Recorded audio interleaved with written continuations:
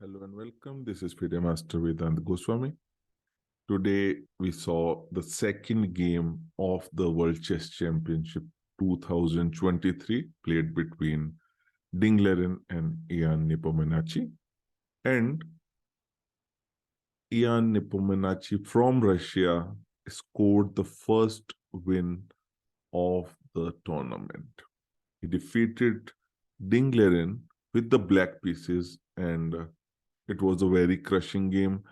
Ding Liren could not show his strength at any time, and he was quickly subdued by accurate and aggressive play by Nepomniachtchi. So let us see the game. So d4, nf6, c4, e6, nf3, d5, h3. Now already this is a kind of a waiting move, can be useful in some variations, might not be so useful in others, but seems like some deep preparation by Dink. But unfortunately, I think he lost track of his preparation, or he over prepared, or simply lost way in some complications, and had to suffer the first loss of the world championship, which is his first. Ian is playing the second one. In first, of course, he lost to Carlsen. D into c4 and e3. c5 very typical, attacking the d4 pawn in the center. Bishop c4, a6, with the idea of preventing bishop b5 checks and also gaining some space on the queen side, along with development of the bishop on the long diagonal. Castles, nc6, nc3, all regular development. Black goes ahead with his plan, bishop d3 and bishop e7. Of course, cd4 does not win a pawn, because after all the captures, when the queen is here, bishop gives this check and white wins the queen. Small trick to remember in this variation. So bishop b7 and a4, very typical. White is trying to loosen up the queenside pawn structure of black, getting some squares for his pieces. b4, knight e4, and Nepomniachtchi played a very interesting na5. And of course, this might be known theory, but at least for me, this move is a little bit surprising and pretty unique. So, and at this point of time, Ding has a very simple option to play nc5, and kind of get at least a equal game.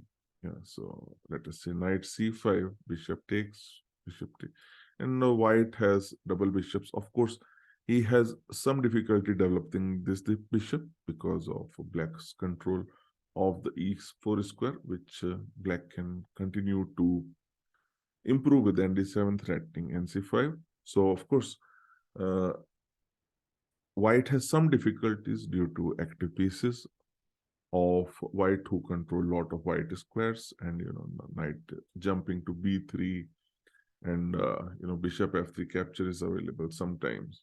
So interesting opportunities for black due to his active piece play. But I don't know what Ding thought, and he played knight f6, which is kind of an inaccurate move, and also against the wrong opponent, because Nepomniachtchi is a player who revels in this complicated counter-attacking positions. He's extremely good in positions which require imagination, calculation. So basically, white is allowing black to play in a position which is to his strength. So not the most mature option. G into f6. Now black's play is very thematic. So rook comes to g8 at some point of time, and the bishop is already looking at g2. So already white has to be careful not to allow any big tactics on g2. So it doesn't matter also who is better, but it matters whose game is easier to play.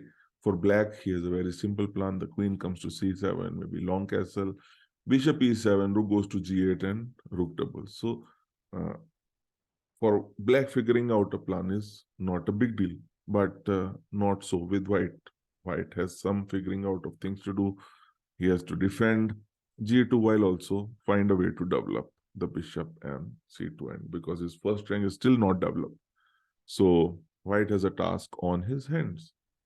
White played E4, and of course, again, CD4, knight D4 is not losing a piece because queen D4 again loses the queen to bishop E5.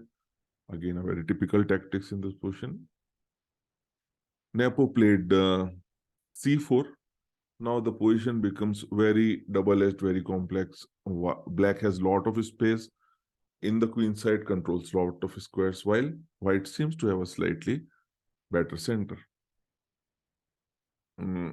Because of these 2 pawns. So queen c7, a very nice move, preventing bishop f4, a very nice move, preparing long castle and also preventing healthy development of the white bishop on f4. So bishop d2 and rook g8, very logical. Rook c1. Again,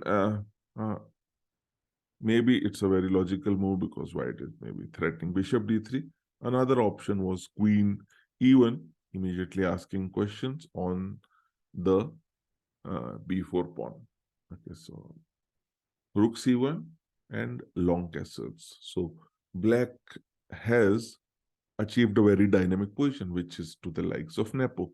He revels in such positions and is a very strong player in such positions. So played rook e1, long castle and bishop d3, trying to exploit the pin. Nepo made the very logical king b8. Bishop c4 is a possibility. Knight c4, b3, knight b2 is a variation where still black has some advantage. So played rook e1, and already black is very comfortable and starts to, play out his direct plan of attack on the king on the open g file. He plays f5, very thematic move, planning to open the diagonal so that there are more participants to the attack. White's position is getting uncomfortable by the moment. So bishop c2, knight c6, regroups the bishop on c6, putting additional pressure on d4, a very good move. Because as we all have heard the saying, knight on the rim is dim. So regrouping the piece to a place where it participates in the game and attacks the white center. Ding continues with bishop g5, seemingly attacking move, and creates some questions for black, but Nepo doesn't want any of it. He simply captured it. A very brilliant move. And after knight d4, black has a total control of the game with these pawns controlling lot of squares, about to and also threatening to push forward and become a pass pawn. Black has the double bishops. Black still has the option to develop it and attack along the g file. So all the active possibilities are with black, and this is the type of position Nepo excels in. So queen h5, f6, and here Ding blundered with nf3 in already a difficult position. Nepo played knight c2 and bishop e4. This is a lost position. Just look at the bunch of black pawns which control almost all the squares and the very powerful double bishops, and particularly this set of pawns which is ready to go ahead and promote itself. So rook d2 and bishop d6. King h1, taking care of the very direct threat of bishop into f3, queen into f3, and bishop h2. King h1 and c3. Very simple threat.